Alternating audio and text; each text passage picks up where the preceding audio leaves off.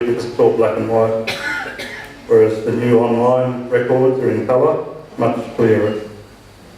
At least they're preserved, because on a previous visit to Kithra, I was actually handed some of those valuable and fragile documents to read myself, which I didn't like one little bit because I knew how valuable they were, but they're now preserved.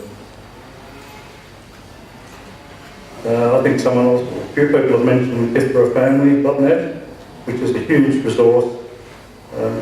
When you're looking for things, just go search, things just appear, so census details, shipping arrivals, photos and articles about people.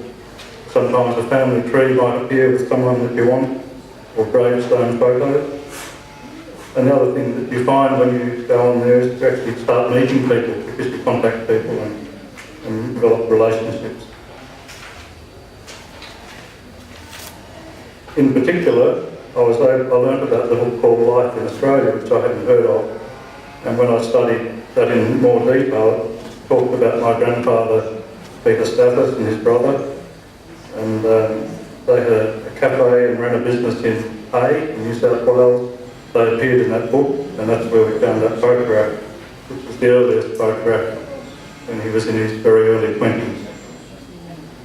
But it also told us about arrival details, ship names, all about theatre ownership in Australia, which was also useful.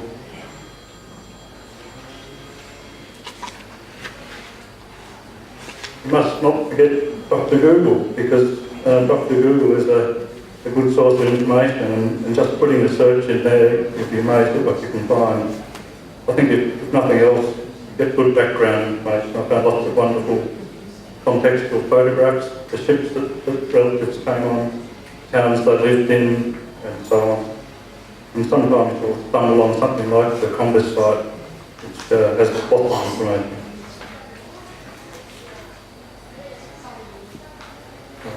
Last year and before that, we've done some travelling, and we like to do this to find the places where relatives have been. And so we took a road trip to New South Wales and went around some of the towns that we knew relatives had run businesses in. And when in those towns, we'd always visit the historical societies or clubs and just see what we could find.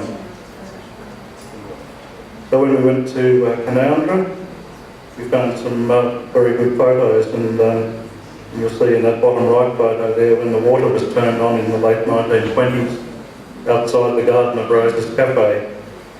And when we visited that cafe last year, we realised that there's a large well out the back, and up until the late 20s they ran the cafe and only had water from the well. Can I say something? No, please. Start at the end, because we're very short of time. Sorry. Roses Cafe in Canowindra. You showed me my bedroom. I just thought I'd throw that in. When we went to Hay, we went to the library there, and they had the council records. You can find the council records, you can find the name of properties, the owners of the properties, the addresses, and the lessees of the properties. And we found there that there were two brothers, and they misspelled it Strathis, but it was Stathis Brothers, and they were fruiterers in Hay. We found the address, and we went and found the original shop, or the original shop front.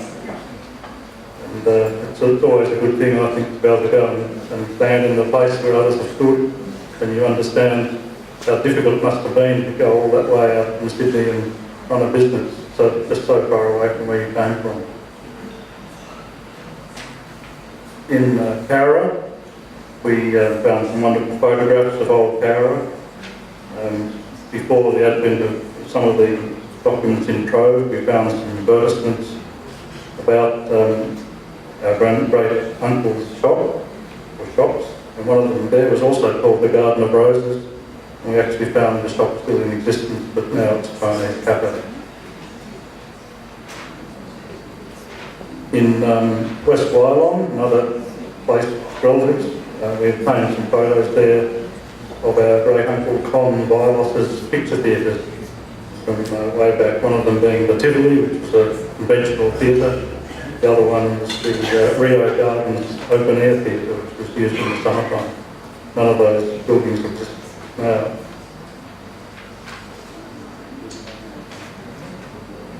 There's the census and electoral records, and this is where we got a bit of breakthrough in determining the status family tree by gathering all together all the census records that we could find and all the electoral records that are now available, and putting them all onto spreadsheets and trying to correlate them together to see what we could come up with.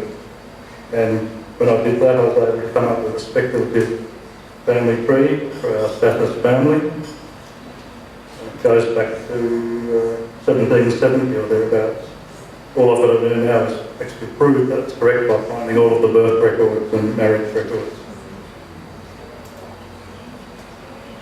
The other thing you have to remember is that families have their own archives, whether it's a cardboard box or an old suitcase or whatever.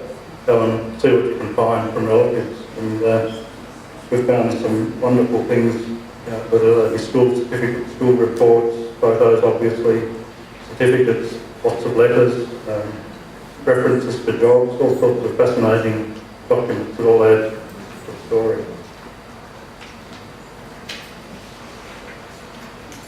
Now the other part of all of this is just talking about the lucky breaks, the things that just happen and you couldn't ever predict them. One of my lucky breaks, first of all, was to contact Spiro Kalakarinas to ask a question on Kithra family, and as a result of that he introduced me to Manuel Casamati, and he was a valuable source of information about Von Bialis' family. Turns out he knew my mother very well when she was a student in Sydney, and photo there at the top right is the Oasis Cafe that he ran, and she used to go and study there and help out when it was busy.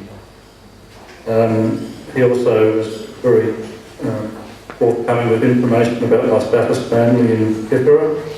He knew them well. He knew my grandfather's eldest brother, and not only that, but his auntie was married to him, so it turned out we were related by marriage. Second lucky break was when I stumbled upon an ABC interview recently. It was with a lady called Athena Amides from Brisbane, and she was talking, amongst other things, about growing up in a cafe.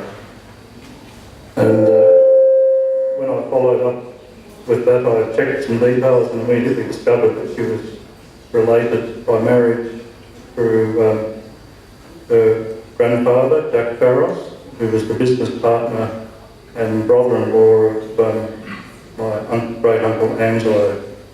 So she was a great help with information, and she had some wonderful photos that she lent me. Some of them are there, and showing the business partners together, the cafe that they ran together in Vermont, Paris Cafe, and the actual family themselves. So that's been another great source of information.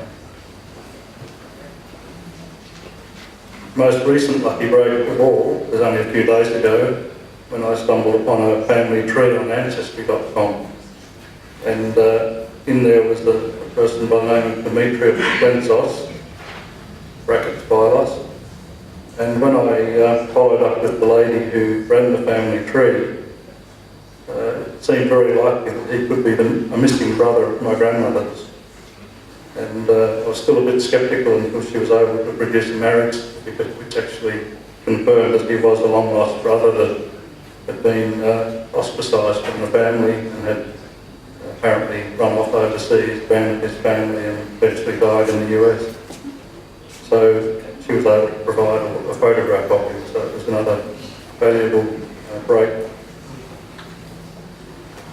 So the journey's really only just started, and the question is, where do I go from here? I've only been doing it for 8 years, but there's lots more to do.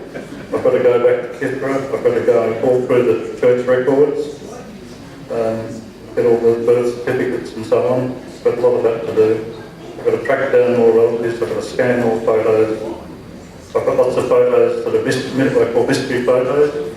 People in them I don't know, so some of those are shown on the screen there. So if anyone can help out, I'd appreciate that.